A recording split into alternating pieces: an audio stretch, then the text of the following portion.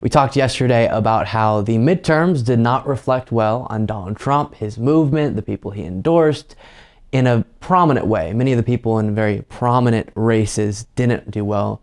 Someone like Oz or Mastriano, those two out of Pennsylvania. And it was good. It was very good for what that means about the mindset of the American people, about this election denier ideology and the hardcore support of Trump and all of that. Well, after the midterms, we immediately saw, as we discussed yesterday, a shift towards maybe DeSantis should be our guy instead, but also just a strong straying away generally from Trump and calling him out pretty directly. So here's a moment. We're just going to go through a series of different kind of more conservative people calling him out and saying that he shouldn't run and no longer should be the lead of the Republicans. Take a look. We're all in for whatever candidate it was, but for the varying factors that's just been articulated by our colleagues. We've had a lot of great points made here. There's no question. But some of the Trump-backed candidates really struggled, and some of it had to do with the election denialism. I wrote an open letter to Donald Trump this morning on my Substack that, sorry, Kaylee, it says, please, Mr. President, don't run again. You don't have to apologize to me. To be clear, I haven't declared I'm voting for any one person. I'm just in respect to your service to the country. That's all. The only reason I say it. So, but aside from that, the day after. So, Fox News host, please, Trump, don't run. And then you have a widely kind of discussed and laughed at cover of the New York Post.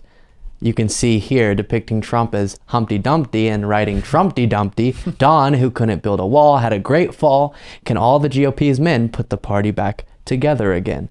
So that is not what Trump wants to see. The New York Post, who is, again, a right-wing publication, making that their cover. And then you see here from the Washington Examiner, voters show they want sanity and don't want Trump. Very interesting. And then the Wall Street Journal, which obviously is much more in the middle compared to the previous two, but also with a similar thought there. Trump is the Republican Party's biggest loser. And hang on to that phrase, biggest loser, because in a second we'll show you Midas touch putting together back to back. This probably would hurt Trump's feelings so bad if he watched it. All the different people, and I love it, who called him after the midterms the biggest loser of the night. But here's one of his former, bootlickers, Laura Ingraham. So going into 2024, the Republicans are going to be looking for candidates who are focused on winning, not just making a point or settling a score. So to really change the country, we're going to have to win, and we have to win over voters outside our traditional base. That means young people too. That's got to be the goal for the next presidential election. The populist movement is about ideas. It is not about any one person. If the voters conclude that you're putting your own ego or your own grudges ahead of what's good for the country, they're going to look elsewhere, period.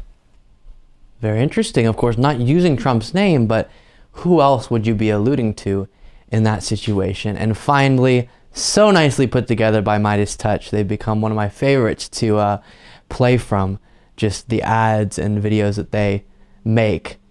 All the different times, or many of the different times, that in the analysis of the midterm results, people call Trump the biggest loser.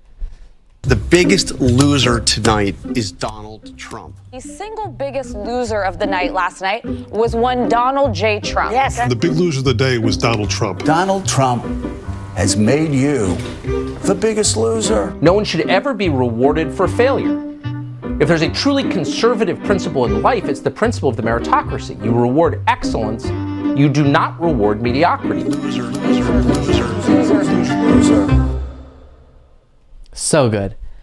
And I think it's absolutely true to highlight that in a midterm where everything was in the Republican Party's favor, all of the different variables that would help an opposition party do well were there, or many of them were there. But the big difference in this midterm was the opposition party wasn't normal. It was taken over by the MAGA movement, and Trump very much branded around it. And so because of that, the red wave didn't happen, and the Democratic Party did way better than expected, and many other reasons. Of course, abortion played a huge role, as well as other things. But I do think if you had to point at one thing, it would be the Republican Party is taken over by Trump, his ideology, and his movement.